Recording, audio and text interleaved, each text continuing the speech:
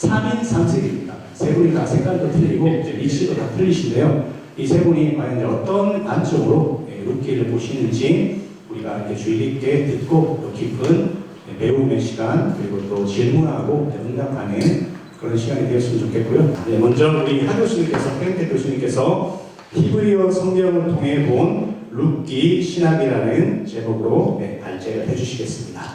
또 원어 성경을 통해서 보면 좋겠다라는 생각으로 의기투합이 돼서 지금 이 자리에 와 있습니다. 그래서 뭐 제 발제는 뭐 제가 룻기 전공이 아니기 때문에 룻기의 깊은 내용을 다 말하기는 어렵고요.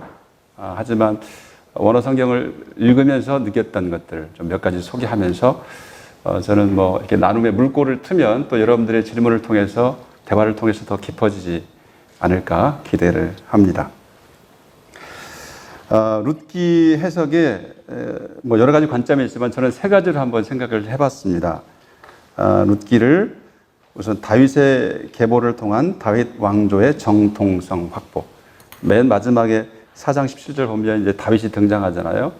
그리고 그 이후에 다윗의 족보가 나타나는데 결국은 룻기는 거기를 목표로 하는 것 같아요. 결국 다윗의 탄생까지 이어지는. 그래서 룻기의 중요한 어떤 목적 중에 하나가 될 수 있다는 것은 분명한 것 같고요. 물론 이 부분이 이제 후대에 삽입되었다는 평가를 받기도 합니다. 그렇지만 이렇게 전체의 모습을 통해서 분명히 드러나는 부분이 있고요. 두 번째는 이방인들까지도 포함하는 하나님의 백성에 대한 하나님의 신실하심 증언. 우리 이 목사님 기도 중에 나왔지만 이제 모압 여인이 결국 다윗의 족보에 오르고 뭐 우리가 아는 예수님의 족보에까지 오르는데 이게 어떻게 된 건가? 이 상황의 가장 대척점에 있는 게 에스라 느헤미야 그리고 그 이때의 이방 여인과의 통혼 금지 개혁입니다. 우리가 에스라의 개혁, 뭐 느헤미야의 개혁 여기지만 보면 실제로 지금 결혼하고 있는 가정을 다 파탄시켜요. 느헤미야 13장에 보면 모압 여인이 등장하거든요. 결혼한 사람을 다 이혼시킵니다. 과연 이런 것들을 어떻게 우리가 받아들일 수 있을까? 물론 그런 개혁이 필요한 시절이 있죠.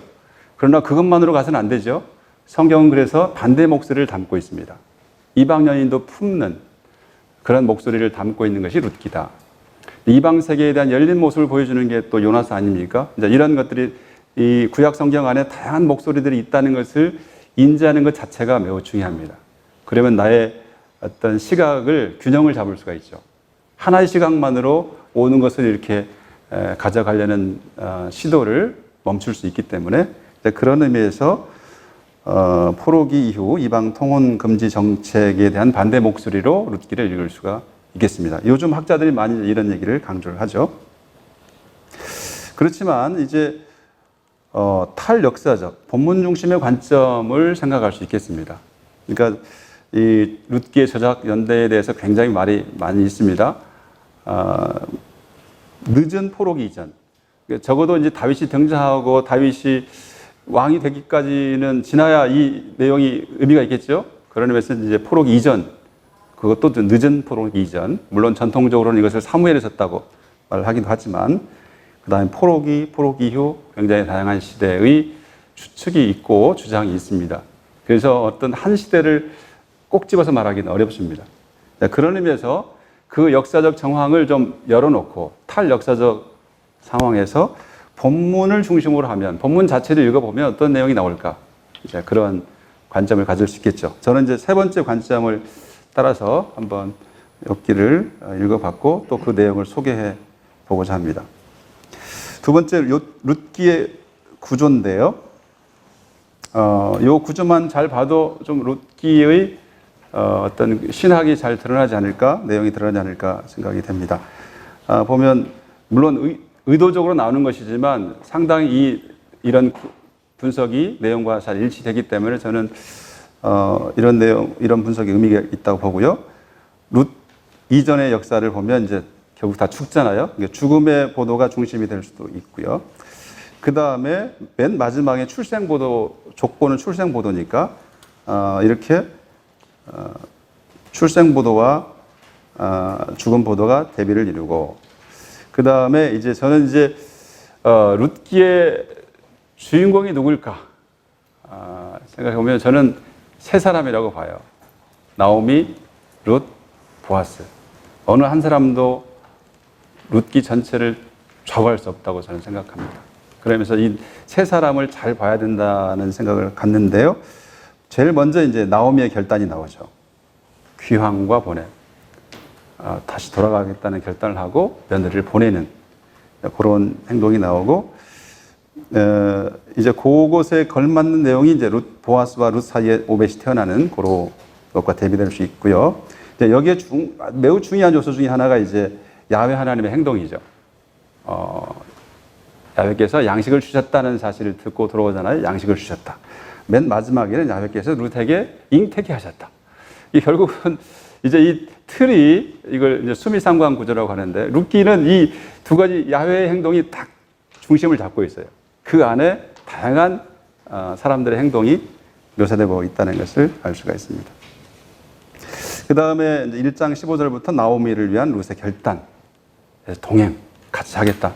이게 따바크라는 동사를 통해서 동행이 나오고, 그의 대척점에 있는 게 보아스의 결단, 결국 기업을 무르겠다는 그런 결단의 행동을 보여주는 것이 4장 1절부터 12절입니다.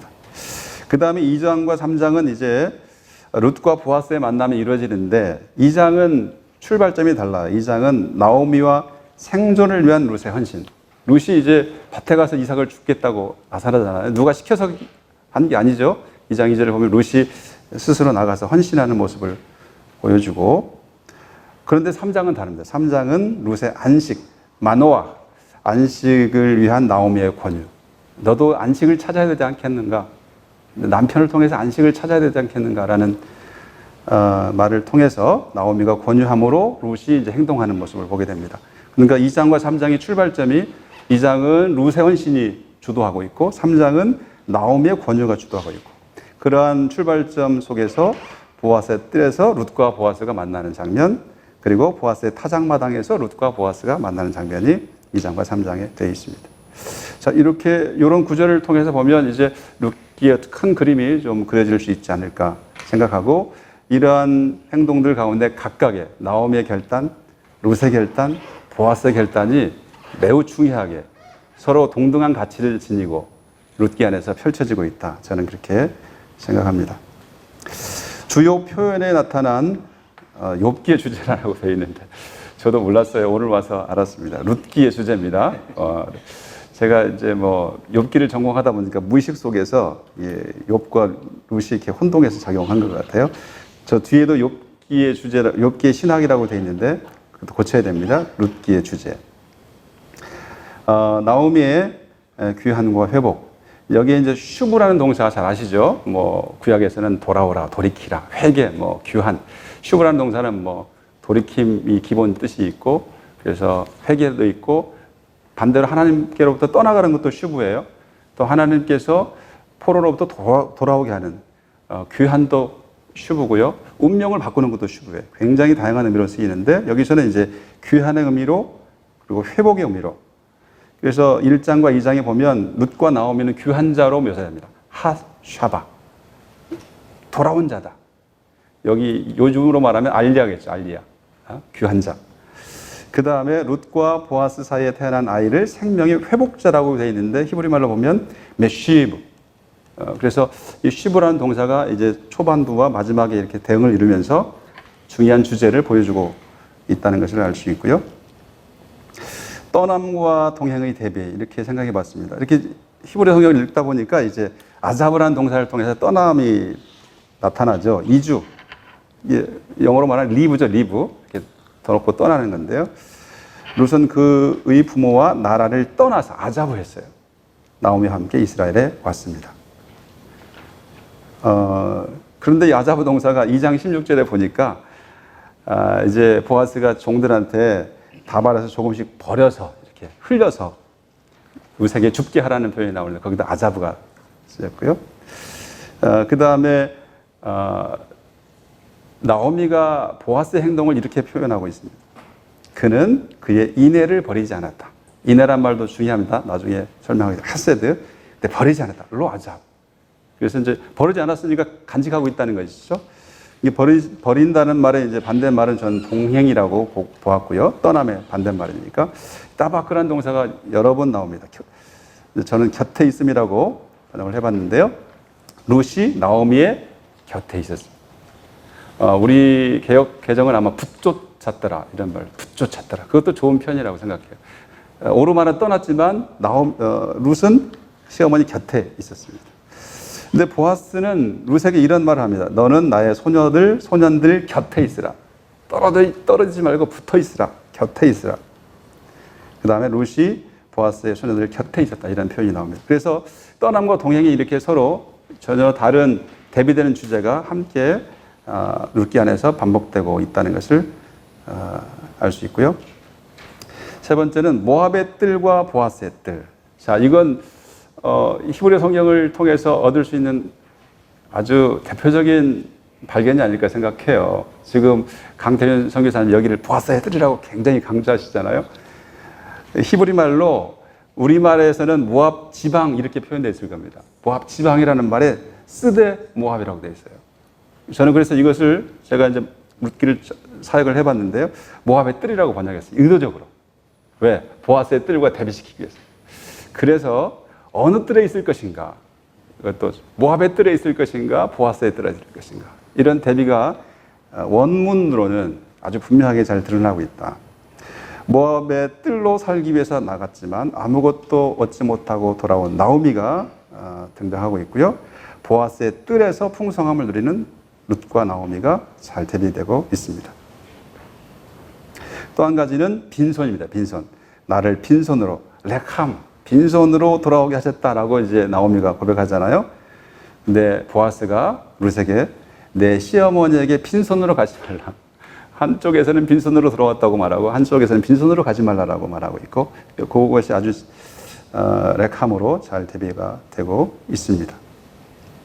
자, 룻기의 주인공은 누구인가? 아까 저는 세 사람을 얘기했고요. 그러나 보아스와 룻은 원문상으로 매우 분명하게 두 사람을 설명해 주고 있어요. 보아스는 깃보르 하엘이다. 우리말로는 뭐 유력한 자, 유력한 남자.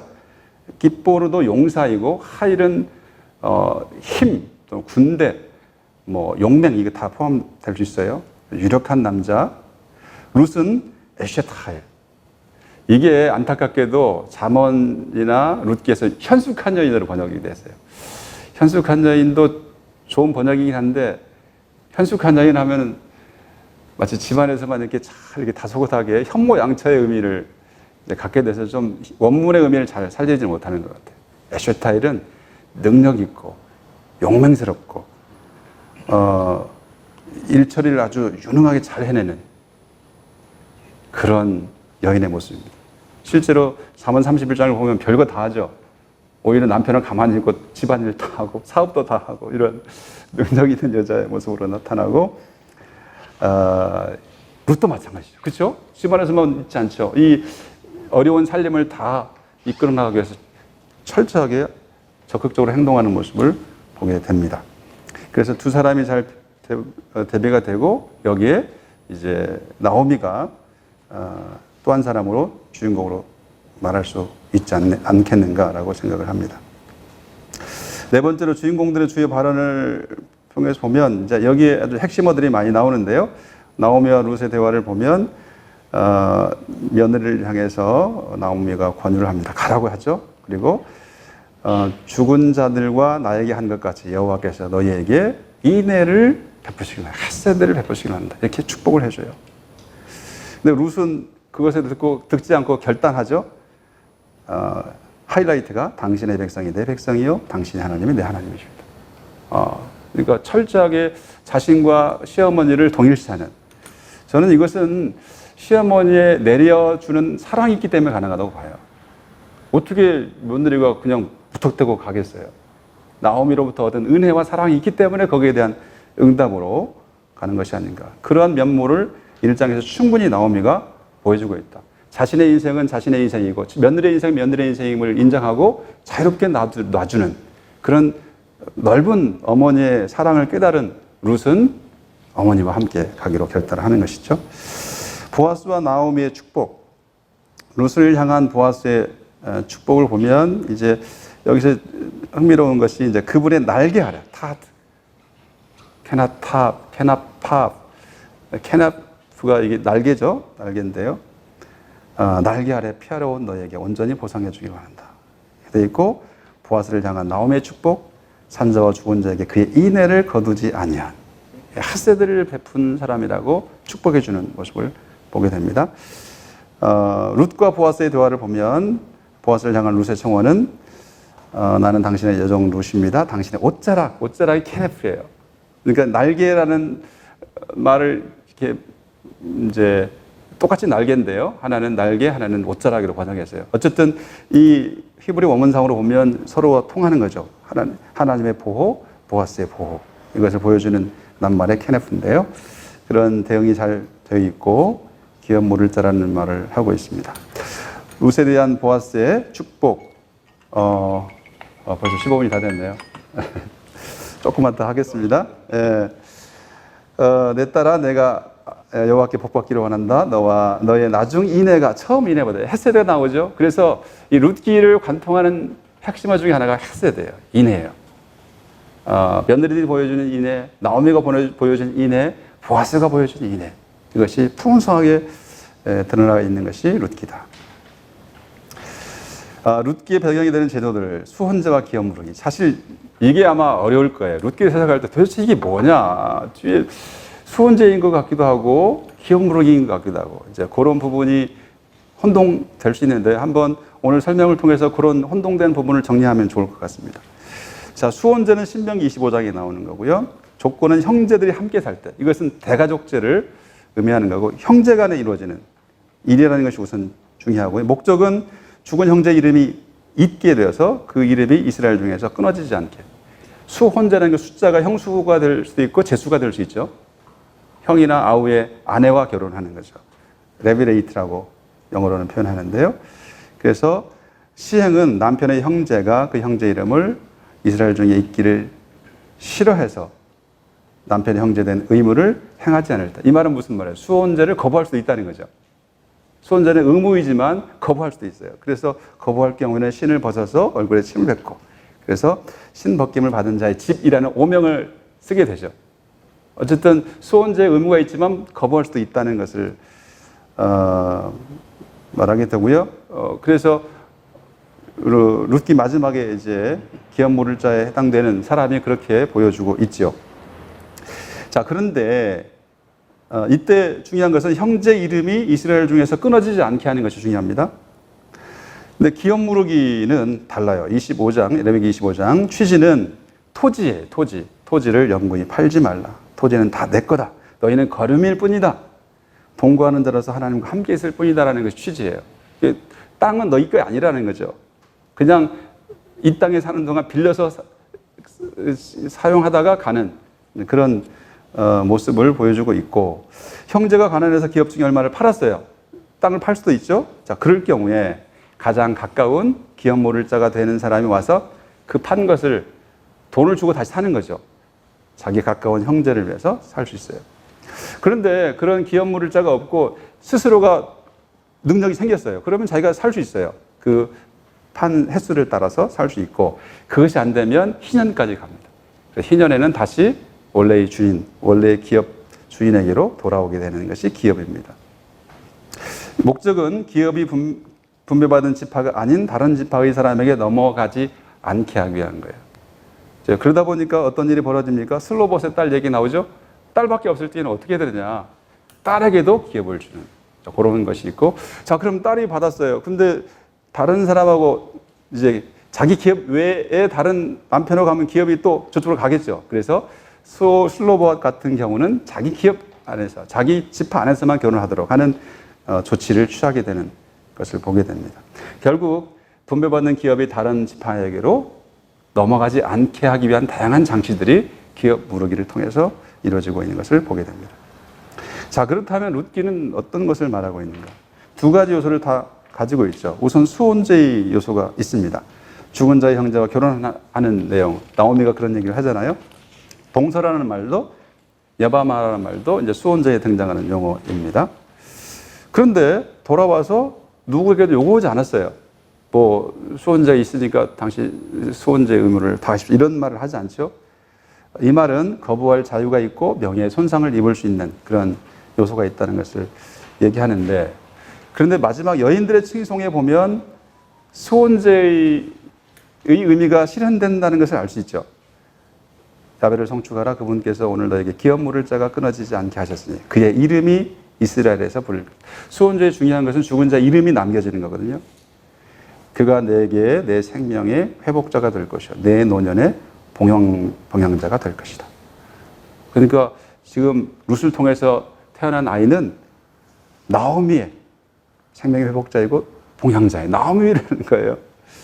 참으로 너를 사랑하고 내게 7 아들보다 더 나은 내 며느리가 그를 낳았도다 해서 이런 부분은 이제 수혼제의 요소가 드러난다고 보고요. 기업 무르기의 요소가 있죠. 가까운 친척이 기업 물으니까 이제 보아스보다 더 가까운 친족을 찾았고 또 기업이 보존되도록 했고, 이제 태어난 오벳이 왜 뭐 말론의 아들이 아니고 또 엘리멜렉의 아들이 아니고 왜 보아스의 족보에 가느냐? 이것이 수혼제가 아니라는 것을 알 수 있죠. 그런 의미에서 기업 무르기의 요소가 있는 거고요. 그래서 룻기 안에는 기업 무르기와 수혼제의 혼합이 있고, 보아스는 가까운 친척이었죠. 그리고 보아스보다 가까운 그 친족에게 말할 때 엘리멜렉은 우리의 형제다라는 말, 아흐라는 말을 써요. 이때는 어떤 동생 형이 아니고 가문, 같은 가문의 가까운 친척이라는 의미를 담고 있겠죠. 그리고 가까운 친척을 아무개요. 멜론이 알모니라고 표현하고 있어요. 아무개요. 뭐 여보게 뭐 이렇게 번역할 수도 있는데요. 익명의 사람처럼 부르면서 이제 자기보다 가까운 친족을 부르는 모습을 보게 됩니다. 자, 그런 의미에서 본다면 이것은 형제는 아니죠. 같은 집안에 있는 형제는 아닌 넓은 의미에서의 가문에 속한 사람임을 보아스가 그런 존재라는 것을 알 수 있고, 결론적으로 두 사람 모두 수혼제의 의무를 지닌 사람은 아닙니다. 하지만 고엘의 의무, 기업 무르기의 의무를 지닌 사람은 맞죠. 그래서 룻기의 상황은 기업 무를 의무는 있지만 수혼제의 의무를 다할 필요는 없는 상황이고, 그리고 보아스보다 가까운 친족이 거절했던 이유가 되기도 합니다. 거절할 수도 있는 그런 상황이라는 것을 알 수 있고요. 자, 그런데 보아스는 엘리멜렉의 친족에게 수혼제의 의무를 수행해야 하는 것으로 말을 하고 있어요. 5절에 보면 당신이 나오미의 손에서 그 밭을 사는 날 당신은 죽은 자의 이름을 그 유업을 위해 일으키기 위해 그 죽은 자의 아내인 모압 여인 룻도 사게 되는 것입니다. 이 말을 하니까 도망간 거 아니에요?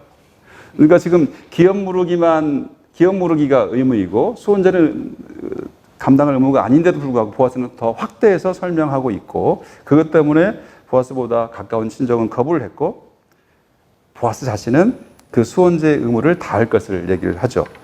9절, 10절에 보면 당신들이 오늘 증인이다라고 말하고, 10절에 보면 말론의 아내 모압 여인 룻도 내가 내 아내로 샀으니 죽은 자의 이름을 그의 유업 위에 일으켜 죽은 자의 이름이 그의 형제 가운데서와 그의 처소의 성문에서 끊어지지 않게 한 사실에 대해서도 당신들이 오늘 증인입니다 라고 말하고 있습니다. 자, 그러니까 여러분들 수혼제와 기업 무르기가 다른 제도라는 것을 기억하시고, 룻기에서는 이 두 가지 내용이 혼합돼서 나오고 있고 적용되고 있다는 것을 염두에 두시면 여러 가지 의문이 풀리리라 생각을 합니다. 마지막으로 주인공들의 행동이 나타난 욥기가 아니고 룻기입니다. 룻기의 신학을 말씀드립니다. 첫 번째로 고난의 시기에 인애를 통해 자신들의 삶을 헤쳐나가는 여성들의 희망 이야기다. 저는 여기에 여성들이 주체적으로 행동하는 이 모습들이 잘 조명되면 좋겠다 생각이 들고, 은혜를 얻는 것, 인애를 베푸는 것, 이것들이 욥기에 넘쳐나고 나오미의 인애, 룻의 인애 잘 볼 수 있죠. 어머니의 말에 순종하는 룻이 잘 등장합니다. 룻이 누구와도 결혼할 수 있다는 것을 알 수 있죠. 보아스가 그가 부자든 가난하든 젊은 자에게 가지 않고 나한테 왔다는 말을 하잖아요. 보아스 아닌 다른 사람에게도 갈 수 있었어요. 근데 룻은 어머니의 말을 순종하고 보아스에게로 갔던 것을 알 수 있죠. 그래서 나오미의 인애와 룻의 인애가 넘쳐나는 것을 할 수 있고, 두 번째는 보아스의 인애입니다. 보아스의 행동을 이렇게 설명해 보았습니다. 손해를 감수하며 의무를 넘어선 인애를 베푸는 유력자의 이야기. 의무를 넘어섰죠. 거기는 손해가 있을 수도 있는데 손해를 감수하는 유력자. 내가 유력자라고 한다면, 힘을 가진 자라고 한다면, 능력이 있다고 한다면 이런 아름다운 모습을 보여주지 않을까?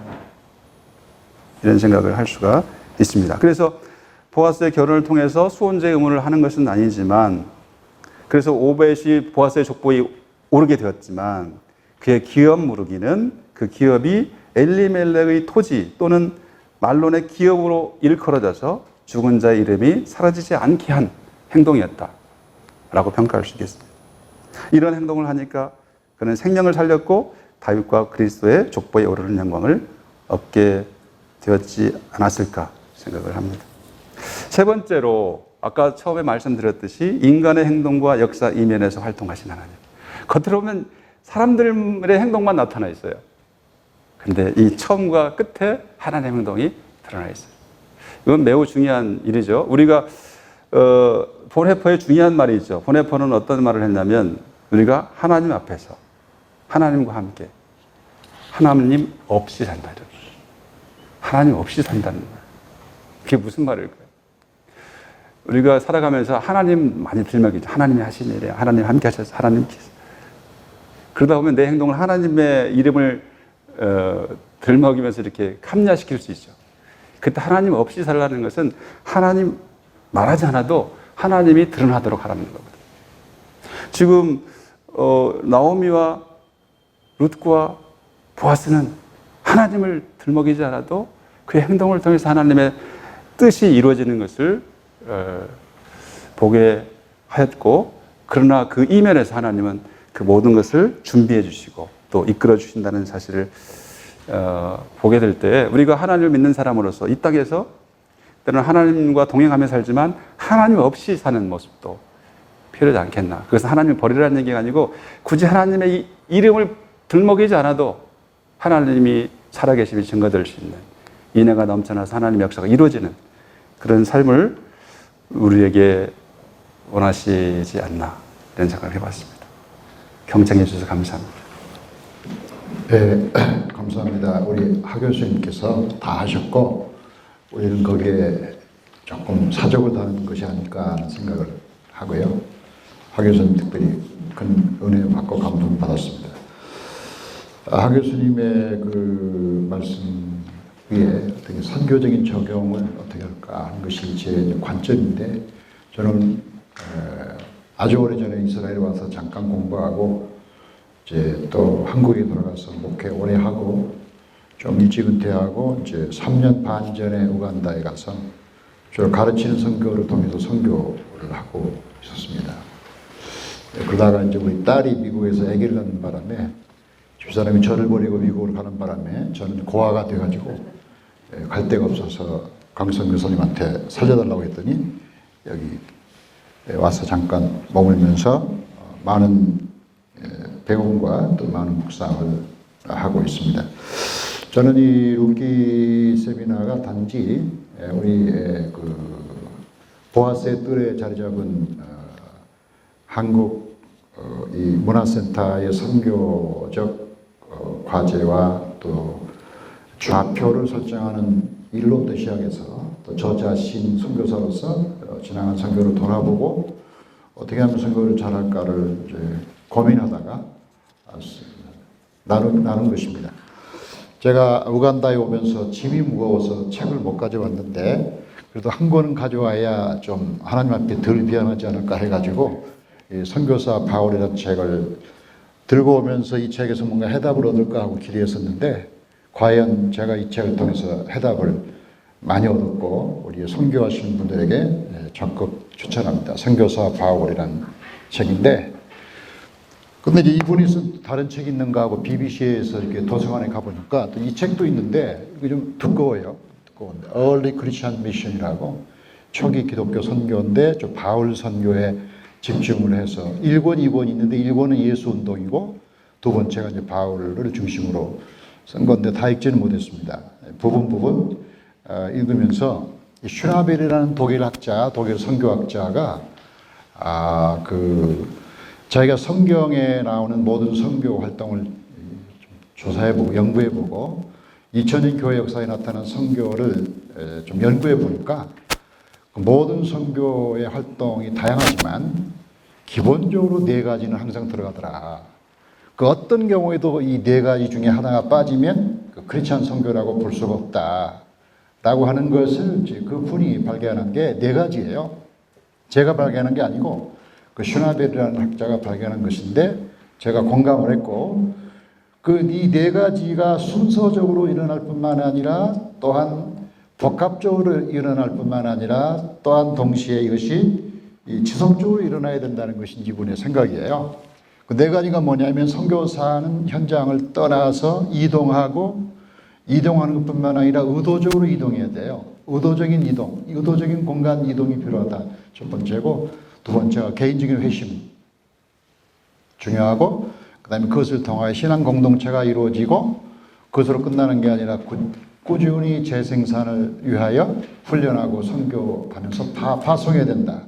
이 네 가지가 복합적이면서 동시에 일어날 뿐만 아니라 순차적으로 일어나는 그런 작업이 선교다라고 이분이 얘기하는 것에 대해서 제가 동의하고 또 공감하면서 이분의 틀을 가지고 이 선교적인 관점에서 보면 어떨까 생각을 합니다. 먼저 바울의 입장에서 이 네 가지를 간단히 보면 먼저 바울은 이 선교를 의도적으로 이동한 것으로부터 선교를 시작했죠. 그래서 로마서 15장 19절에 예루살렘에서 일루리곤까지 일루리곤은 이제 그 마케도니아에 있는 한 도시인데 사실은 이제 뭐 스페인까지 갔다는 말도 있고 로마는 분명히 갔죠. 그렇게 공간적으로 확대했지만 여기서 일루리곤까지만 얘기한 것은 그 당시에 로마 썼을 때 주 50년 뭐 전후 중반 후반 이경에 그때까지 다녀본 가장 먼 데가 일루리곤이기 때문에 예루살렘에서 일루리곤까지 복음이 편만하게 전파되었다고 공간적인 설명을 한 것입니다.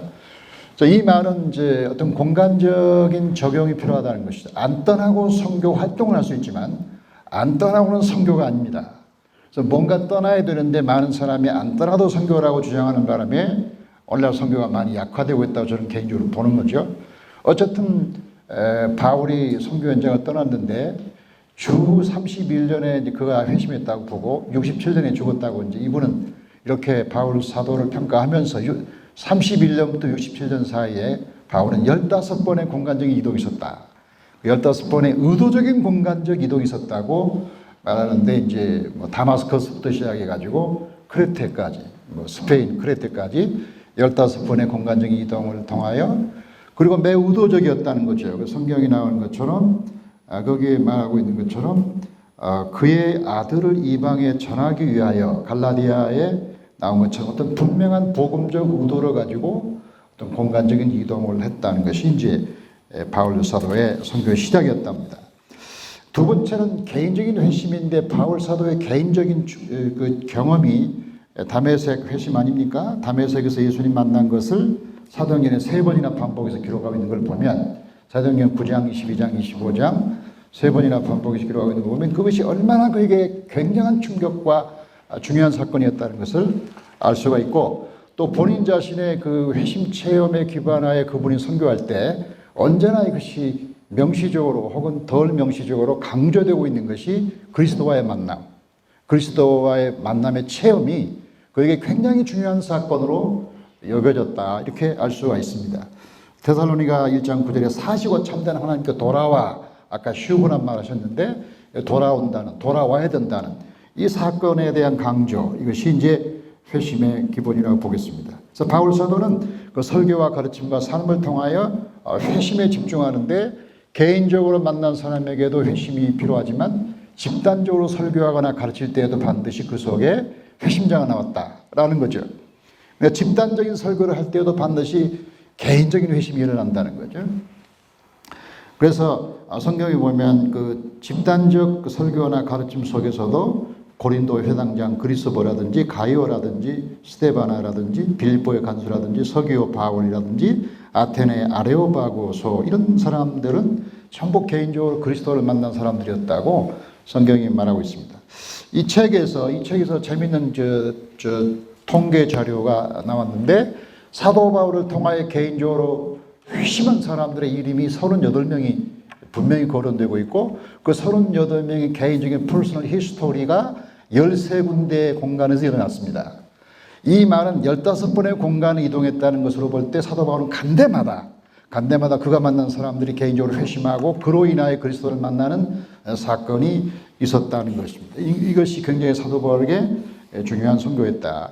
이 개인적으로 회심한 사람들이 모여서 이제 그 전략적 거점에 교회를 세웠다. 이거죠. 그래서 항상 세례를 준 건 아니지만 세례가 공동체의 일원이 되기 위한 중요한 관문인 건 사실이었죠. 그런 공동체 관문을 통하여 교회가 이루어지고 그 교회를 통하여 조금 더 체계적으로 복음이 전파된 것이었죠. 근데 사도 바울이 세웠던 교회는 오이코스를 중심한 가정교회였죠. 루디아의 빌립보 교회라든지 또는 또 브리스길라의 고린도 교회라든지 빌레몬의 골로새 교회라든지 또는 또 라우디가 교회라든지 베베 로마 교회 이런 교회들이 전부 그 개인적인 오이코스 가정에서 시작되는 가정교회였다는 것이죠. 그래서 그 시대의 좀 사는 집의 가정들은 대개 한 30명에서 40명 들어가는 큰 그 방들이 있고 그게 뭐 꽉 차서 모이면 100명까지 모일 수 있는 가정이라고 해서 지금 뭐 몇 명 사는 그런 가정이 아니고 상당한 사람들이 모일 수 있는 공간이었다고 그렇게 말을 합니다. 바울 사도가 세웠던 기본적인 구조는 가정교회였고 그리고 평신도 지도력이 중요했고 은사 중심의 사역을 했고 그다음에 셀브레이션의 예배와 셀 모임의 관계와 전도가 중심된 그런 역동적인 교회였다는 사실을 우리가 성경에서 볼 수가 있습니다. 근데 바울은 이러한 교회를 세우는 것으로 끝나는 것이 아니라 팀 선교를 통하여 꾸준히 next generation 다음 세대를 키우고 그 사람들을 훈련하고 재생산하는 일에 집중했다고 그렇게 생각이 됩니다. 그래서 디모데후서 2장 1절에 있는 것처럼 제 복음의 4세대 바울, 디모데, 충성된 사람, 또 다른 사람 이렇게 훈련하면서 다음 세대의 교회를 만들어갔다. 이것이 이제 사도 바울의 선교였다고 그렇게 말을 해야 됩니다. 자, 예수님에게서 이 네 가지가 분명한데 요한복음 1장 14절에 말씀이 육신이 이 땅에 오신 성육식 사건이 예수님의 선교의 시작이라면 부활하신 뒤에 내가 너희를 세상에 보내노라 하신 말씀이 또한 세계 선교의 출발이었죠. 그래서 보내는 것이 이제 예수님 선교의 출발이었습니다.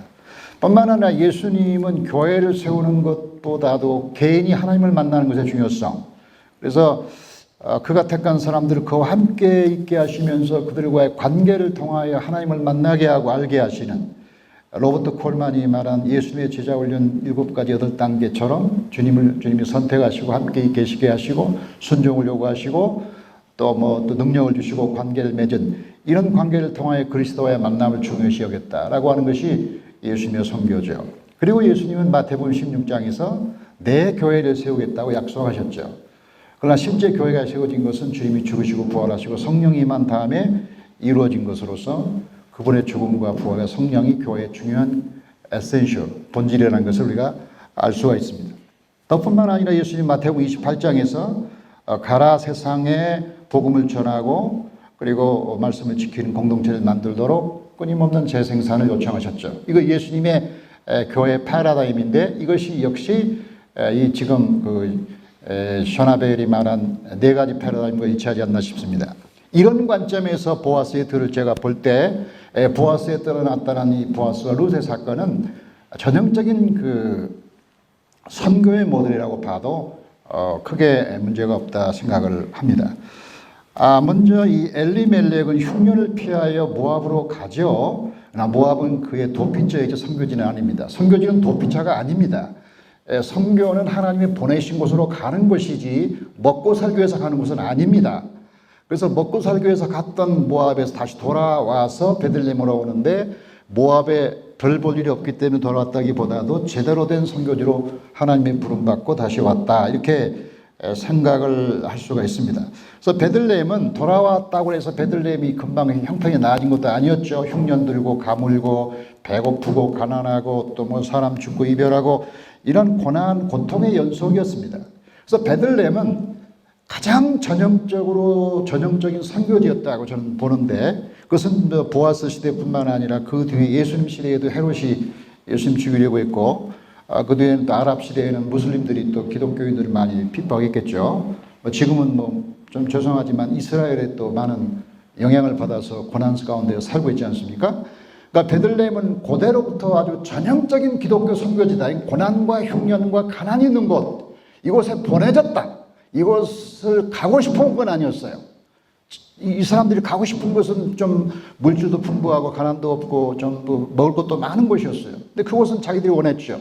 그러나 베들레헴은 그들이 원했던 건 아니지만 하나님의 감동으로 보내졌던 곳으로 그들이 왔던 것이죠. 그래서 고난 있는 선교 현장에 보내진 곳, 그래서 베들레헴은 좋은 선교 현장으로, 성경적 선교 현장으로 생각을 할 수가 있습니다.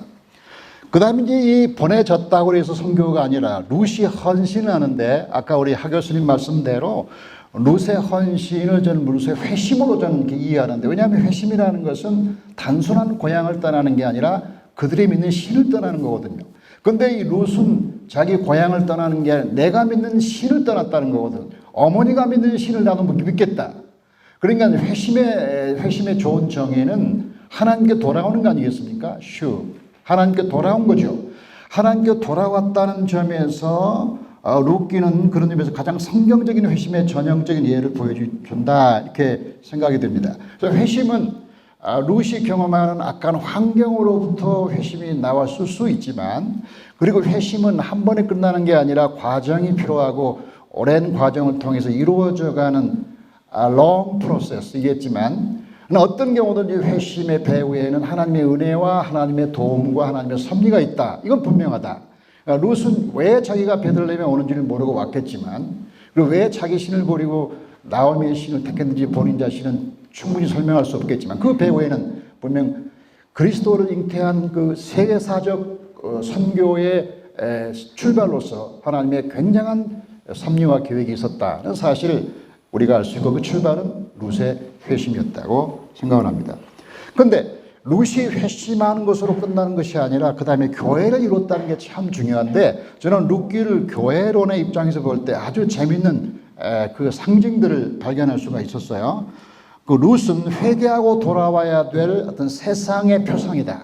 룻은 모압 여인으로서 회개하고 돌아와야 될 표상이고, 보아스는 그런 죄를 용서하고 죄를 품어서 자기 아내로 삼는 그리스도의 사랑의 표상이다, 이렇게 생각을 하고, 나오미는 세상과 그리스도를 연결하는 어머니 교회의 표상이다.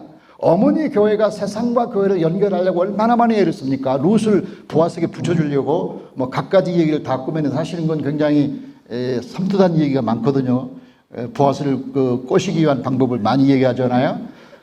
저는 그 읽으면서 정말 오늘날의 교회가 그만큼 선교에 열정적인가, 그만큼 세상을 그리스도와 연결시켜 보려고 그렇게 국리를 하는 것인지 생각을 해보게 됩니다. 또한 이 세 사람의 관계는 그 교회와 그리스도의 관계를 보여주는 아주 아름다운 모형일 수 있는데, 그것은 뭐냐면 룻과 보아스가 아내가 되고 남편이 되었던 것처럼 그 교회와 그리스도의 관계가 신부와 신랑이라고 바울이 유비하고 있지 않습니까? 이게 바울의 교회론에 아주 인티메이트, 친근하고 그리고 가장 접속력이 높은 아내와 남편의 비율을 우리가 설명할 때, 이 보아스와 룻이 만들어낸 교회상, 그 두 분이 서로 사랑하고 하나는 덮어주고 하나는 그 그늘 밑에 있기를 원합니다 라고 하는 보아스와 룻의 아름다운 사랑의 고백이야말로 교회가 그리스도께 고백하고 그리스도가 교회를 사랑하는 그런 고백이 아닐까, 그런 생각을 해봅니다. 또한 나오미를 통해 보여진 어머니 교회의 지극한 모성애, 또 룻기가 보여준 또 다른 아름다운 교회의 모습이 아닐까, 나오미처럼 끊임없이 세상과 그리스도를 연결하려는 생명의 브릿지 역할을 교회가 해야 되지 않을까 하는 것이고, 그 다음에 로마서 9장에서부터 11장에 나오는 그 세계 구원의 큰 그 패러다임, 바울이 얘기했던 유대인 구원 이 얘기와 관련해서 보면 이 그 룻기는 굉장히 성경의 큰 선교적 큰 그림을 그리고 있다는 것입니다. 그 말은 뭐냐면 유대인인 보아스를 통하여 이방인인 룻이 구원받고, 이방인인 룻을 통하여 더 많은 사람들을 구원하는 하나님의 교회. 그러니까 유대인이 그 이방인을 구원한 것뿐만 아니라 이방인의 역할이 이제 앞으로 그 아기를 낳고 이세가 나타나고 다윗이 태어나서 결국 많은 세상을 구원하게 되는 그 어떤 그림, 큰 그림이 이 속에 담겨 있다라고 하는 생각을 하면서 어쩌면 이 이야기가 이렇게 교회적인 패러다임을 보여주는가라는 생각을 갖게 됩니다. 더 나아가서 보아스의 교회는 룻과 보아스가 보여준 아름다운 관계로 끝나는 게 아니라 그의 자녀가 그 오벳이 태어나고 다윗이 태어난 수많은 사람들이 그 뿌리에서 나왔다는 그 자연적 성장과 그 다음에 재생산이 있다는 것이죠. 룻기의 생명은 룻과 보아스의 아름다운 로미오와 줄리엣 같은 사랑으로 끝나는 것이 아니라 그 사랑으로 인하여 그 자식이 태어나고 또 많은 족보에서 그리스도가 나오고 그 이후에 수많은 생명들이 구원받는 것을 통하여 우리는 보아스의 교회를 통하여 재생산의 중요성, 그리고 우리 선교의 리프로덕션, 우리가 이 땅에 와서 어떤 사람이 구원받게 되는가에 대한 문제, 우리로 인하여 이 세상이 어떻게 달라져야 되는가에 대한 이 얘기를 우리가 한번 생각해 볼 수가 있다. 구원의 연속성, 즉 그 뿌리에서 그리스도가 태어나고 그에게서 또 다른 세상이 펼쳐지는 세상 구원의 연속성, 이것이 이제 룻기가 보여주는 아름다운 모습이죠. 룻기는 한 사람 그리스도를 통한 구원의 역사가 그가 다시 오실 때까지 계속되어야 함을 보여주죠. 그래서 사람은 방법을 찾지만 하나님은 사람을 찾으신다. 이게 이엠 바운즈 얘기지 않습니까? 하나님이 사람을 찾으시는 것처럼 어떻게 우리가 더 많은 사람을 만들어내고 재생산해서 교회가 이 땅 끝날까지 유지될 수 있도록 하느냐 하는 것이 이제 중요한 관점이다. 이것이 룻기가 보여준 선교적 관점입니다. 마지막으로 제가 이제 선교 현장에서 이것을 보면서 적용하려고 하고 또 제 자신의 선교를 반성하고 싶은 것은 첫 번째는 이제 그 공간적 이동이라고 보겠습니다. 자, 우리가 선교는 공간의 이동이 없이도 될 수가 있지만 선교 활동과 선교는 다르죠. 우리가 선교 활동을 할 수 있지만 진정한 의미의 선교는 공간적 이동이 먼저 있어야 된다고 하는 것인데, 그래서 그 공간이라는 것은 자기가 가고 싶은 곳으로 가는 것이 아니라 보내지는 것이죠. 그래서 창세기 12장 1절처럼 내가 보여줄 땅으로 가라, 지시할 땅으로 가라. 에레미야서 29장을 저는 매우 선교적 입장에서 좋아하는데, 에레미야가 그 포로된 바벨론을 떠나지 말고 거기에서 농사를 지으며 포도를 심으며 자식을 낳고 살아라. 그것은 그 당시 유대인들의 절망적인 말이었죠. 자기들을 정복하고 괴롭힌 바벨론 포로 생활에서 빨리 벗어나도록 설교해야 할 사람이 거기서 남아가지고 거기서 자식 낳고 살아라는 에레미야 얘기를 누가 좋아하겠어요. 그러니까 저는 그 얘기를 통해서 선교라는 건 다른 게 아니라 적국에 사는 거, 선교는 적국의 영토에 사는 것이다. 브루스의 얘기죠. OMF의 브루스 박사의 얘기입니다. 적국의 영토 안에 사는 것, 선교는 하나님과 원수된 세상 속에서 하나님의 증인으로 살아가는 것이다. 이런 겁니다. 저는 개인적으로 조금 일찍 은퇴하고 뭐 상당히 남들이 볼 때 괜찮은 교회라고 하는 교회를 아무 조건도 없이 그냥 스스로 없이 떠났고, 거기다가 90대 90객인 부모님 멀쩡히 살아있는데 내일모레 돌아가실 줄 모르는데 그 부모 떠나놓고 제가 왔죠. 그래서 아프리카 가능하면 가장 멀리, 가장 어려운데 가장 필요한 데로 간다는 생각으로 아프리카로 왔는데, 그래서 공간적인 이동에는 저는 성공했다. 또 의도성도 하나님의 복음을 전하기 위해서 충분히 있다고 생각을 하는데, 제가 이 그 아프리카 선교하면서 늘 제 마음에 걸렸던 것은 뭔가 하면 좋은데 다 좋은데 아프리카 사람 때문에 받은 상처와 배신감과 절망감이 한두 번이 아니어서 3년 반 동안에 한 36년은 제가 산 것 같아요. 이 아프리카 사람들의 무지성, 그 다음에 이해를 못하는 거, 그 다음에 문화가 다른 건 이해할 수 있지만 그 사람들이 감사할 줄 모르는 거, 당연히 받기만 하려는 거, 당연히 주는 줄 아는 거, 당연히 받고 뒤통수 치는 거, 이런 것을 수없이 경험하면서 내가 이 땅에 과연 계속해서 살아야 되나 라는 생각을 계속 했던 거죠. 물론 이제 제가 거기 떠나고 여기 온 건 아니고 다시 12월 달에 돌아갑니다만은, 제가 이 보아스의 뜰에서 이 세미나를 통해서 발견한 것은 선교 현장은 적국의 영토에 사는 것이고, 그 다음에 양이 이리 가운데 보내지는 것인데, 내가 좋은 환경을 택했다면 내가 가고 싶은 데로 갔지, 선교 현장이나 하나님 보내신 곳으로 갔기 때문에 거기 내가 마음에 안 드는 사람도 있는 것인데 내가 너무 인간적으로 아주 성숙한 존재가 아니구나 라는 발견을 많이 하고, 뭐 가서 좀 불평하겠지만 지금 현재 마음으로는 조금 덜 불평하고 조금 이리 때들을 더 사랑할 수 있으면 좋겠고, 그래서 내가 보내진 그곳에 최선을 다하고 싶다는 생각을 하고 있습니다. 두 번째가 이제 회심인데요. 선교 현장에 회심의 사건이 일어나지 않으면 그것은 선교 현장과는 상관없다고 저는 생각합니다. 어거스티나 루터나 진젤돌프나 또 수많은 하나님의 사람들이 하나님의 이 일을 큰 일을 하기 전에 먼저 회심하고 그리스도를 만난 사건이 있던 것을 우리가 너무나 잘 압니다. 우리 1907년에 대부흥운동도 사실은 1904년에 하디 선교사가 한국에 와서 성령 받고 체험한 다음에 일어났다고 보통 얘기를 하고요. 제가 아프리카 우간다 선교 역사를 보니까 1930년대와 40년대 놀라운 부흥이 소위 동아프리카 부흥운동이라는 게 일어났었습니다. 1930년, 40년. 그래서 그 영향으로 지금 우간다는 80%가 기독교입니다. 굉장히 파워풀한 기독교 세력이 있는 것은 그 전에 사람들이 기도하고 눈물을 많이 흘렸는데 그 동아프리카 선교운동의 시조가 되는 사람이 핑켈톤이라는 영국 선교사인데 이 사람이 1883년에 우간다에 들어와서 그 열악한 환경을 보고서 절망하고 고향으로 돌아가려다가 어쩌다가 하나님의 인도로 섬으로 들어가게 되고 그 섬에서 기도하다가 막 깨진 거예요. 기도하다가 완전히 박사 깨져가지고 회심을 취임하고 그때부터 거리 나가서 복음을 전하기 시작해서 사람들이 그의 말을 듣기 시작하고 그분의 제자들로 인해서 결국 동아프리카 선교운동이 일어나게 된 거거든요. 그러니까 어떤 경우에든지 그 개인적 회심이 일어나지 않으면 어떤 그 기독교적인 역사는 일어나지 않는다 이렇게 저는 생각을 합니다. 근데 문제는 제가 아프리카에서 학생들을 가르칠 때 뭐 성경도 가르친다고 가르쳤고 뭐 신학도 조금 가르치고 별걸 다 했는데 지금 제가 저 자신을 리프렉션하면서 생각해 보니까 이것이 개인적인 회심을 강조하거나 그리스도의 만남을 강조한 것은 별로 없는 것 같아요. 그리고 솔직히 제 자신이 한 번도 거래나 전도해 본 적도 없고 학생들에게 전도를 강조한 적도 없어요. 물론 여러 가지 이유가 있겠지만 그러니까 정말 제가 이 시점에서 선교사로서 이것을 묻는 것은 도대체 네가 거기 있으므로 얼마나 많은 사람이 너 때문에 예수 믿고 구원 받았냐고 물으면 저는 사실 할 말이 없어요. 저는 학생들을 장학금 주는 데 힘써서 많은 사람 장학금 끌어다가 주고 또 졸업생이 몇 명이라는 걸 자랑하고 내가 후원 학생들이 몇 명 졸업했다고 소리치고 다녔지만 그건 사실 소리치고 다닐 것이 아니거든요. 돈이 있으면 누구나 하는 일이거든요. 근데 정말 내가 그리스도를 만나는 사건을 경험하게 한 사람이 나로 인해서 몇 명이나 되는가 하고 물으면 솔직히 저는 자신이 없어요. 자신이 없고 그 다음에 뭐 피상적인 원론적인 신학, 그 성경 이런 얘기를 뭐 너무 많이 했는데 제가 회개하는 마음으로 정말 돌아가면 학생들에게 정말 이 회심의 중요성을 강조할 뿐만 아니라 저 자신도 시간 나는 대로 복음을 전하겠다는 생각을 하게 됩니다.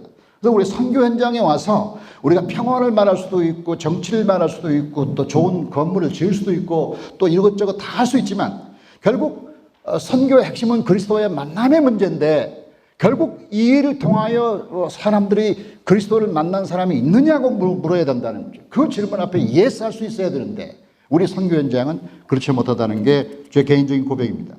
그다음에 세 번째는 이 개인적인 회심을 통해서 교회를 이루었는가 하는 질문인데 도덕적인 개인이 비도덕적인 사회를 변화시킬 수 있는가 이게 니버의 질문이었잖아요. 근데 구원받은 개인의 신신함만으로 충분치 않다. 세상은 공동체가 필요하다는 거죠. 공동체가 필요해서 만약에 공동체가 필요 없다면 고린도의 브리스길라와 아굴라 같은 믿음의 사람이 있기만 하면 되지 않겠어요? 빌립보의 루디아 같은 사람이 있기만 하면 되지 않겠어요? 그러면 세상이 바뀌었겠어요? 루디아를 중심으로 공동체가 만들어지고 사람들이 모여서 예배하고 거기서 선교가 이루어졌기 때문에 오늘날 유럽 선교가 이루어진 것이 않겠습니까? 그렇기 때문에 우리가 개인적인 회심이 중요한데 그 다음에 그것이 교회를 이루고 그 교회를 통하여 멀티플리케이션 배가가 일어나고 사람들이 생명을 얻는 사건이 일어나야 되는데 저는 개인적으로 교회의 존재와 중요성을 많이 간과한 것 같아요.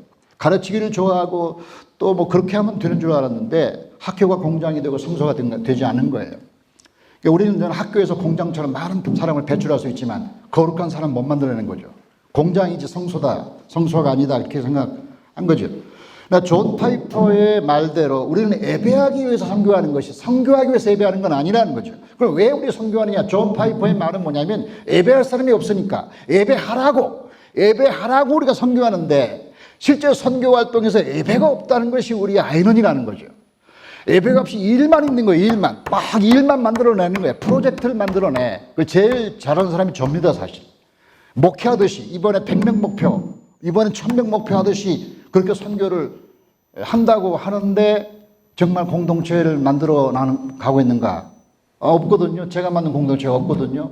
저는 주일날도 교회를 제가 만든 교회가 아니고 남의 교회 가서 예배를 드리면서 그것도 조금 졸다가 오거든요. 솔직히 설교하는 날만 바짝 깨고 그렇지 않으면 다 대부분 졸다가 오는데 정말 우리가 회심한 개인들이 모여서 공동체를 이루고 공동체를 통하여 성령님의 감동으로 선교할 수 있어야 되겠다는 생각을 하게 됩니다. 마지막으로 이제 재생산인데 저는 다행히도 신학교 때부터 제자훈련의 좋은 중요성을 알았고 목회도 그렇게 했는데 문제는 제자훈련이 회심이 빠져 있고 공동체가 빠져 있는 거예요. 제 제자훈련은 제대로 가르친다고 가르쳤죠. 제자훈련. 그런데 그 속에 정말 개인적인 그리스도와의 만남이 강조되거나 아니면 공동체의 중요성보다는 어떤 지식적인 전달이 그치지 않았는가 이런 생각을 제가 많이 하고 있어요.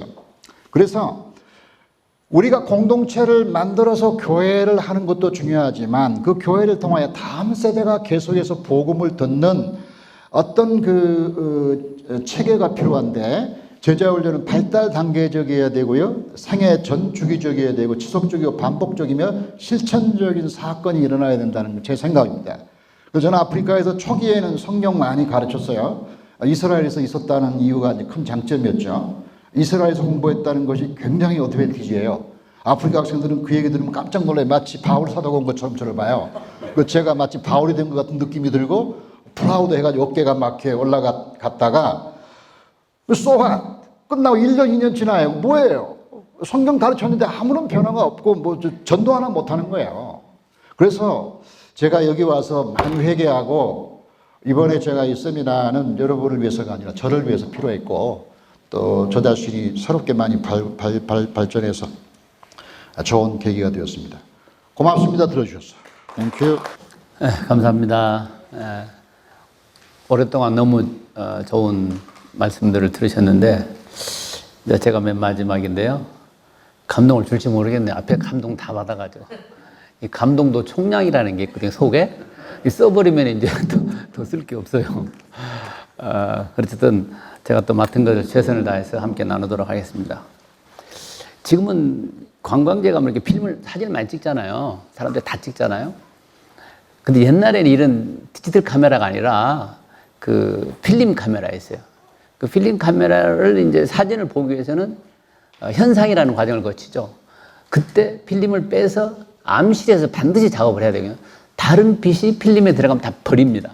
그래서 암실에서 하고 사진을 보기 위해서 인화지에 또 옮겨야 돼요.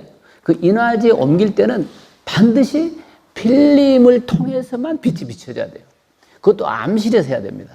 내 빛이 거기에 포함되면은 사진은 다 버리게 되는 거예요. 저는 우리가 성경을 보고 해석하면서 내 빛이 거기에 들어가면 안 된다. 원래 하나님이 빛 비추신 그 빛이 현상되고 되어야 올바르게 사진을 볼 수가 있다고 생각합니다. 그래서 가능하면 내 빛은 빼고 어떻게 하든지 성경에 들어있는 빛을 은연하지 어떻게 옮길 것인가 하는 것이 설교자들의 고민이 돼야 되고 선교사들의 고민이 돼야 되지 않는가 이런 생각을 한번 해봅니다.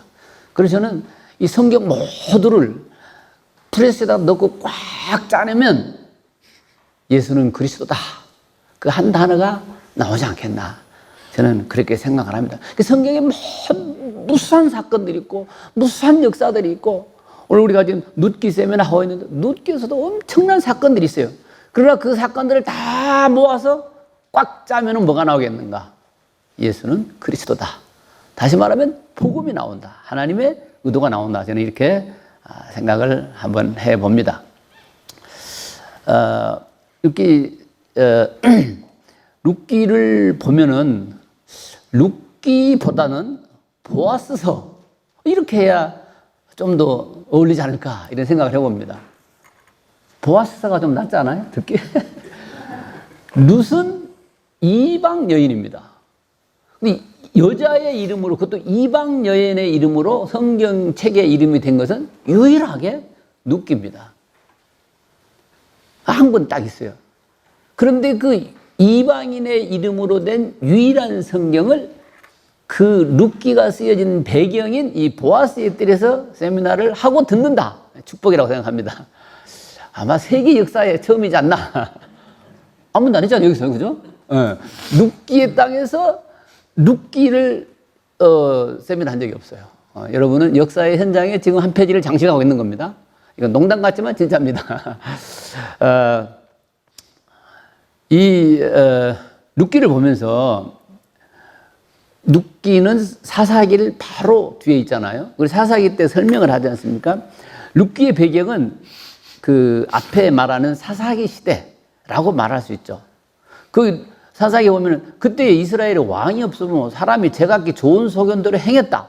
이게 좋은 소견이라는 건 자기 개인적인 생각, 자기 뜻대로, 다시 말하면 자기한테 손해되는 건 안 하고 이익되는 것만 추구했던 게 바로 사사시대들이었습니다.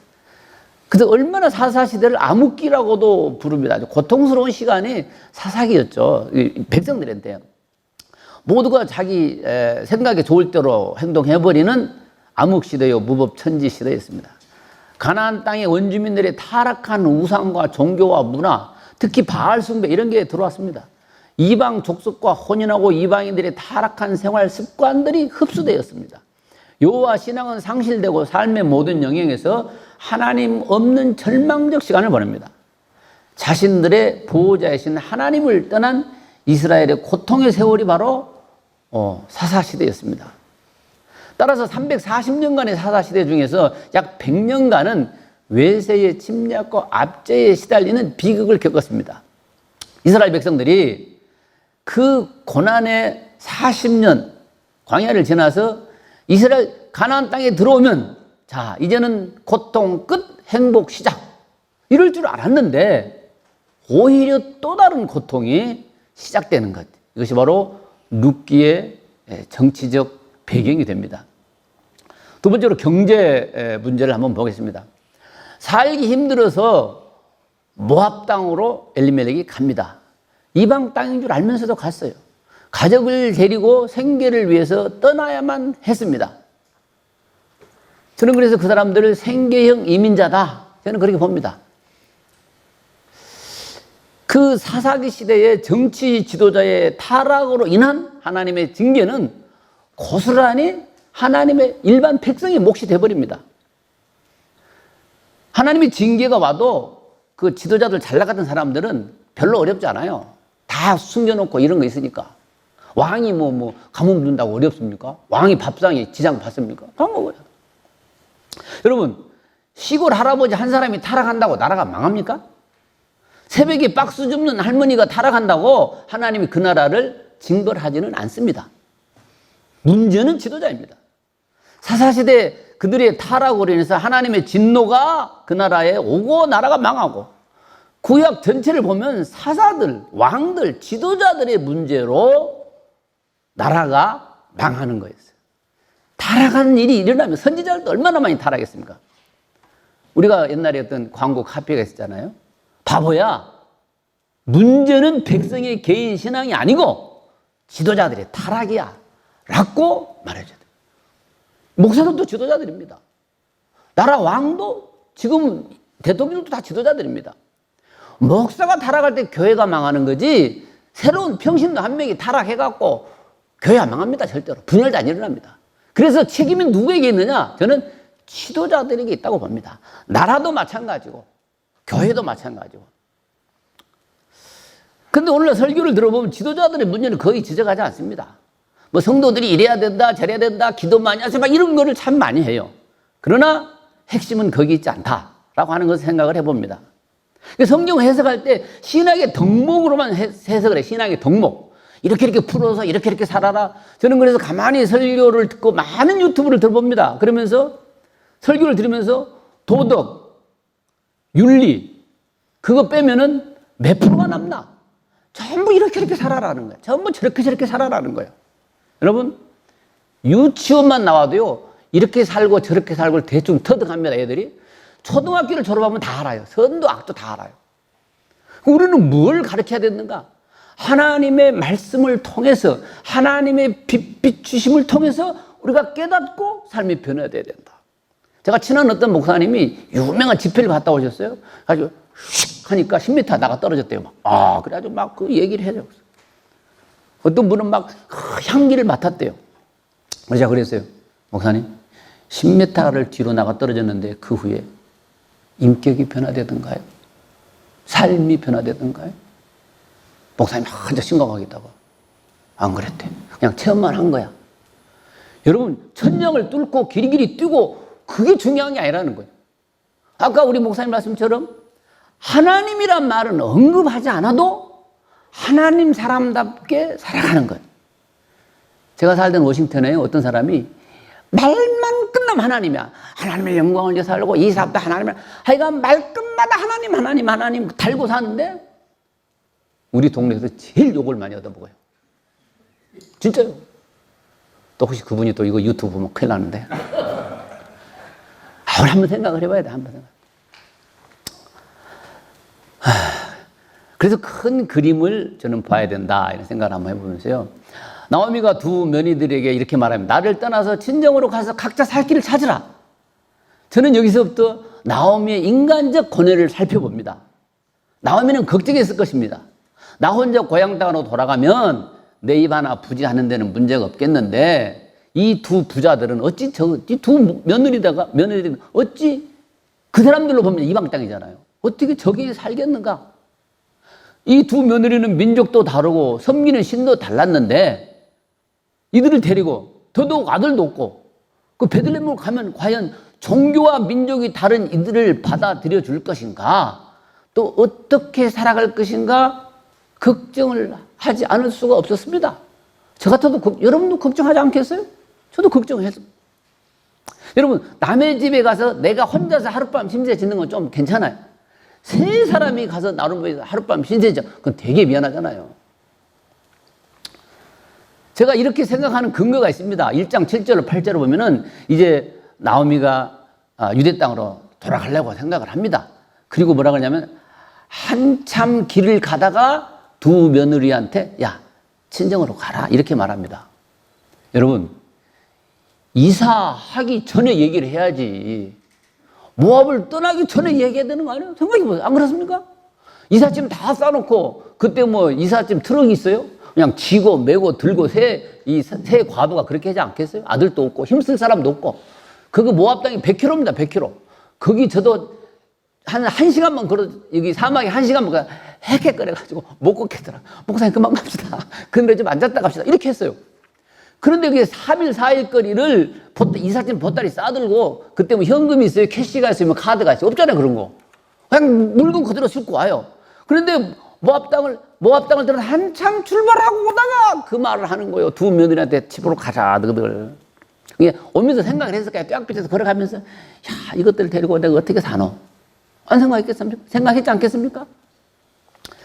부자라면 낙이라도 타고 가지만 낙이도 없고 좀 먹고 살기 힘들어서 고향 떠났다가 또 먹고 살기 위해서 모압 땅을 또 다시 떠나서 이제 가는 거예요. 거기서 살 때도 힘들었고 모압 땅도 힘들고 그러니까 다시 고향에는 소식이 들려와요. 여호와께서 이제 거기는 곡식을 주셨다. 거기 어디고 베들레헴이잖아요. 베들레헴이 떡집이라고 여러분 아시잖아요. 떡집에 떡이 떨어져 버린 거야.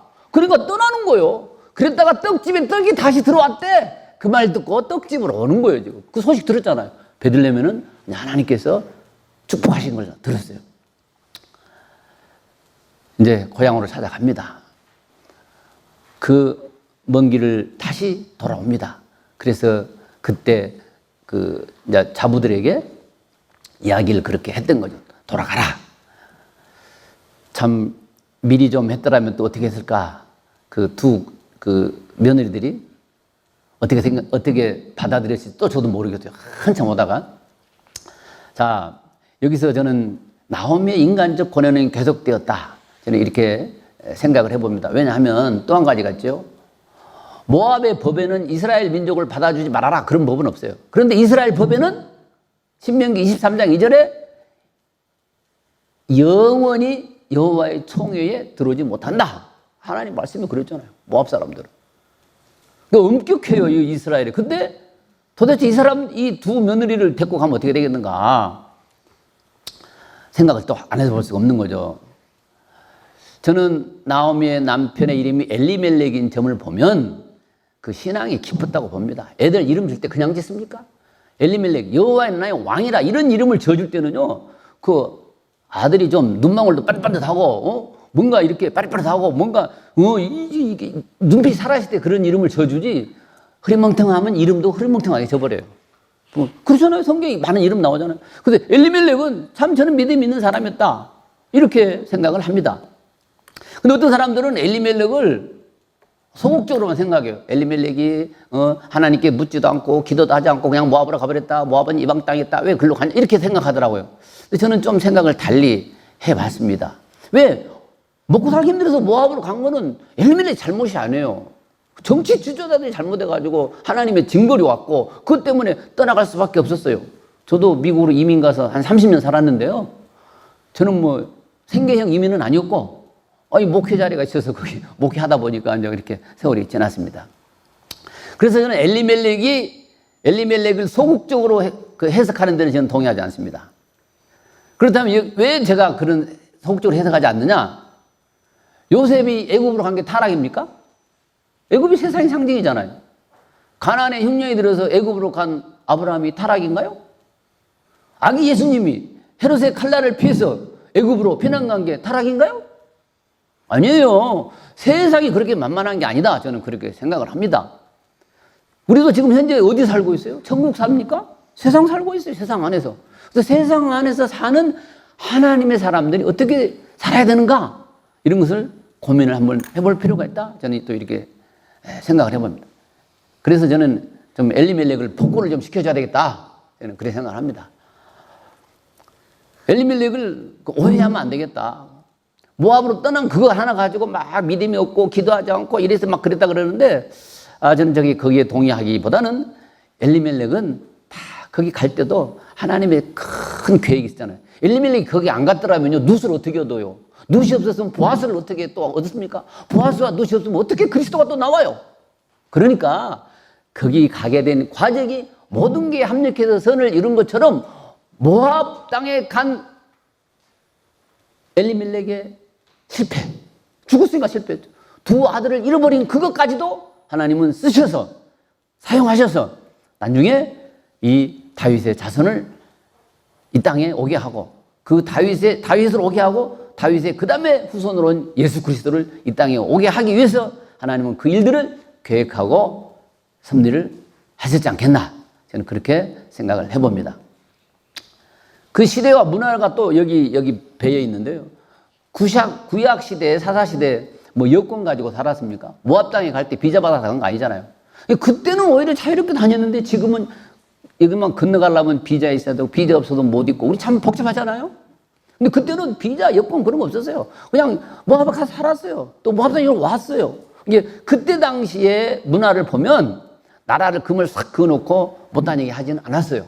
그래서 그때의 사회 문화는 오히려 지금보다도 이렇게 경제가 편했다는 게 아니고 옮겨가면서 하는 게 뭐 그렇게 문제가 없었던 것 같아요. 이 지금 모압을 오고 가는 그 모습을 보면서 자, 이제 종교적인 믿음을 보면은요, 저는 그렇게 생각을 합니다.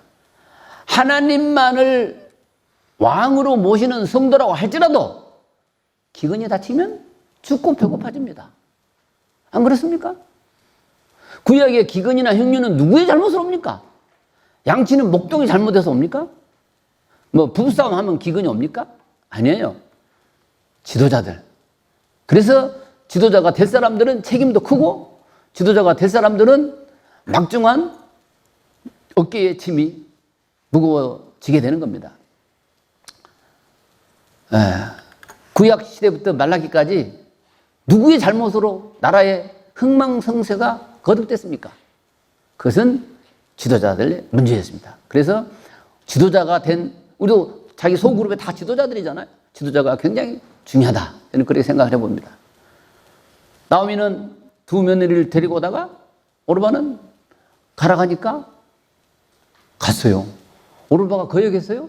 순종했어요. 순종. 오르바도 순종한 거예요. 뭐 오르바는 나오미를 떠나버려서 그렇게 말하면 안 되겠다. 설교할 때도 아니 어머니가 가라 그러니까 아멘 하고 갔어요. 그것도 잘못한 게 아니에요. 너는 왜 잘못 안 했느냐? 두 며느리가 같이 따라왔더라면 보아스 하나 놓고 정탈전을 벌이지 않겠어요? 그러니까 다 섭리에 의해서 간 거예요, 하나는. 그리고 룻만 온 거예요. 룻은 결단을 한 거예요. 나는 안 가겠다. 룻의 결단을 보면은요, 그렇게 하잖아요. 어머니의 백성이 나의 백성이 되고, 어머님의 신이 나의 신이 되고, 그 말 속은 굉장히 중요한 뜻이 담겨져 있다고 저는 생각해요. 뭐냐? 이제 내 신 버리고 어머니 신을 맞아들이겠다는 거잖아요. 이제 내 백성 버리고 어머니의 백성을 맞이하겠다. 그거 아닙니까? 누가 생각나세요? 룻의 엄마가 그랬거든요. 룻의 엄마. 아니 보아스의 엄마가 누구예요? 보아스의 엄마가 기생라합이잖아요. 기생라합이 자기 민족과 종교를 배신하고 살렘을 도왔잖아요. 그래서 기생라합이 구원받은 거 아니에요? 그러니까 보아스가 룻을 받아들일 때 뭐라 그랬냐? 내가 너희 엄마에게 한 행실을 다 들었다.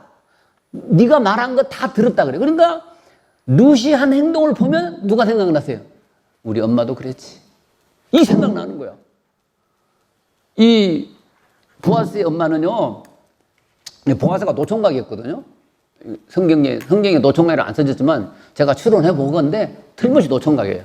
왜 노총각이냐면요, 그 보아스를 소녀들을 딸이라고 표현합니다. 자기가 나이가 비슷한 사람 딸이라고 표현해요. 그러니까 한참 어렸다고 볼 수 있어요. 그리고 룻은 결혼한 지 몇 년 안 돼요. 모압 땅에 가서 10년 살다 왔는데요. 결혼하면은 보통 건강한 여자는 1년이면은 아기를 낳습니다. 조금 늦어도 2년이면 아기를 낳는 게 자연적인 이치입니다. 그렇잖아요. 왜 그러면 룻이 건강했느냐? 저는 이제 한의사적인 관점에서 보면, 보아스하고 시집가고 금방 아기 낳았잖아요. 그러니까 그 전에도 금방 아기 낳을 수 있었는데 결혼 생활이 짧아가지고 죽는 바람에 그게 됐어요. 합리적인 추론이잖아요. 저는 이 보아스와 그 나오미 또 그 사건에 나온 사람들을 보면서 나오미를 보면 참 마음이 기뻐요. 굉장히 힘이 돼요. 왜 그러냐? 여러분, 우리는요 살면서 아이고 우리 남편은 암으로 작년에 죽었어요. 아들 둘이 있는데 손주들도 없고 아들 둘이 차 타고 가다가 교통사고로 한 번에 죽어버렸어요. 그러면 그 사람은 뭐라 그래? 세상에서 저주받은 사람이라 그래요. 벌받은 사람이라고 그래요. 교회에서도 그런 사건이 나오면 손가락질 받아요. 기도 안 해서 그래. 이 손가락질 받아요. 나오미가 그렇습니까? 아니에요. 어떤 사람은 우리 남편은 이번에 장관으로 탁 올라갔고 나는 강남에 아파트 2채 사놨는데 3채로 불어났고 사업은 잘 되고 아들 하나는 검사고 아들 하나는 판사고 그러면 그건 축복받은 사람이에요. 세상에서. 그렇잖아요. 교회에서도 그런 간증에 나는 기도해가지고 사업이 잘 됐습니다. 나는 기도해가지고 아파트를 사놨는데 팍 올라버렸습니다. 내 아들은 이번에 참 승진해가지고 검사장이 됐어요. 할렐루야 아멘 박수 쳐요. 그런데 우리 두 아들이 교통사고로 죽어버렸어요. 우리 남편은 암으로 죽어버렸어요. 그러면 그 기도를 얼마나 안 했길래 저래. 얼마나 하나님한테 벌을 받았어. 이렇게 말은 안 해도 그런 시각으로 봐요. 그래서 잘된 것만 막 자랑하는 거예요. 아들 자랑하고 마누라 자랑하고. 저는 자랑할 게 예수밖에 없습니다. 아들 잘된 것도 딸 잘된 것도 없고 그냥 자랑할 거 예수 하나. 할렐루야. 그러니까 이 룻기를 보면서 힘이 생겨요. 희망이 생겨요. 저런 나오미도 세상에서는 뭐라고 그래요? 남편 잡아먹었다고 표현했어요 옛날에. 남편 잡아먹은 여자라 그랬어요. 그러니까 보아스는요 나이가 50이 넘었어. 나오미는 50이 넘었어요. 그래서 60이 조금 넘지나 그 전이나. 왜 그러냐면 자기 스스로 아기를 생산할 수 없다 그러잖아요. 의학적으로 보면은 60이 되면 경수가 끊깁니다. 건강한 사람은 좀 더 가는데 이 사람은 그래도 고생을 많이 했잖아요. 10년간 살면서. 그러니까 고생을 너무 많이 해가지고 빨리 끝났어요. 한 50에도 끝날 수 있어요. 내가 환자들을 보면은요 40 말해도 끝나는 사람들이 있어요. 너무 스트레스 많고 잘못되면 그게 빨리빨리 끝나요. 근데 그걸 끝났잖아요. 내가 애들 낳을 수도 없다 이렇게 말했잖아요. 근데 고생을 많이 했어요. 그래가지고 이제 와서 이제 그 눈물의 세월이 보아스를 통해서 보상을 받잖아요. 우리가 성경을 보면서 저는 그렇게 생각을 이 눕기를 통해서 해봅니다. 그래서 눕기의 땅에 와서 눕기를 생각하면서 우리가 세상적인 관점에서 받는 축복이 아니고 아직 우리 인생을 다 살지 않았습니다. 쭉 살아보면은 이제 결론이 나와야 돼요. 그리스도를 얻는 것, 그것이 최고의 복이다. 강남 아파트 내 채 있고 아들이 검사되고 대통령이 됐다 할지라도 예수를 얻지 못하면 인생 꽝이다. 그게 우리 믿음 아닙니까? 저는 그래서 이 보아스의 땅에서 보아스 세미나를 하면서 우리 선교사님들 중에서도 빈부격차가 있어요. 솔직하게. 그렇잖아요. 좀 풍족한 사람이 있고 풍족하지 못한 사람이 있고 풍족하지 못해도 괜찮아요. 그리스도를 전하는 사람이라면.